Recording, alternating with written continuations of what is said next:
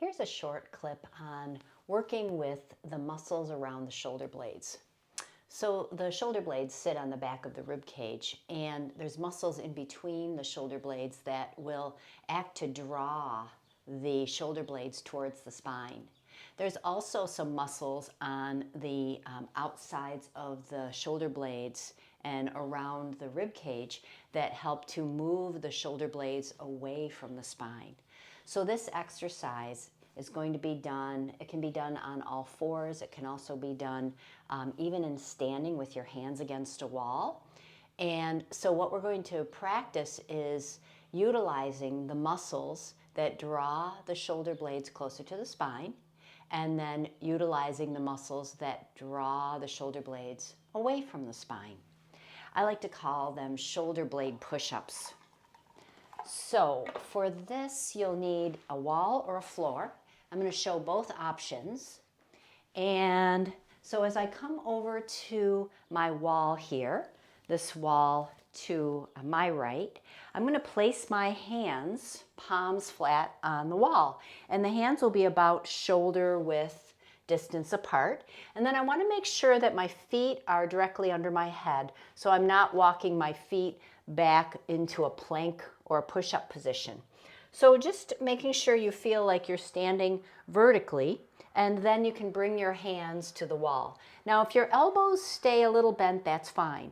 The idea is that whatever angle the elbows are at, you're going to maintain that angle the whole time, because we don't want to be bending and straightening the elbows to do the work of the shoulders. So basically placing your hands gently on the wall and feel the heel of the hands and through the pads of the fingers. And then just sensing, if you can, the space between your shoulder blades. Now, in order to bring the shoulder blades a little closer to the spine, I'm just going to let my shoulder blades melt towards each other. I'm not actively pulling the shoulder blades together, but as my chest moves a little towards the wall, I feel the shoulder blades coming a little closer together.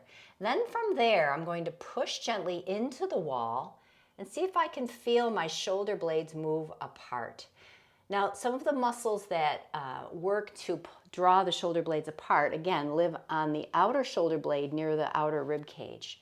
So if you feel like when you're pushing into the wall, your shoulders are going up towards your ears, those are not the best muscles to be working to do the work that we want to do, where we bring the shoulder blades towards each other and then apart. So notice when you're doing this if your shoulders are going up and down. We just want to keep this really nice and relaxed. And it's a subtle movement here, pushing into the wall and then melting the shoulder blades. What you don't want to have happen would be you round your back or tuck your tail, or you push your chest towards the wall. All right, so you can play with those. Those are great at the wall, especially if you have wrist stuff going on, or just you'd prefer not to be on your knees or your hands and knees. The other option, though, I will show is on the hands and knees.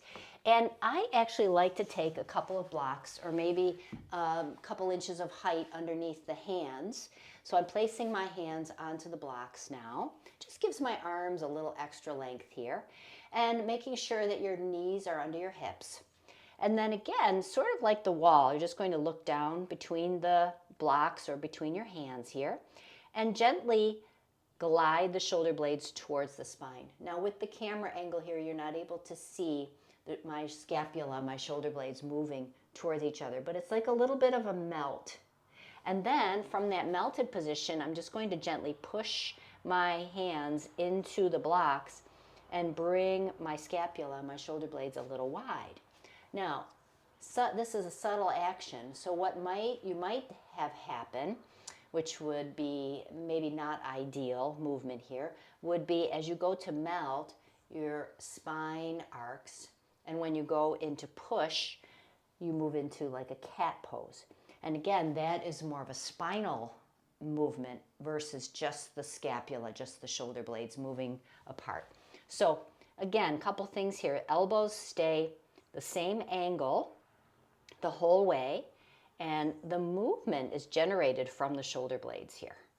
So you can see that my spine is not moving at all, or very little. And then I'm not letting my shoulders go up towards my ears and down towards my hips.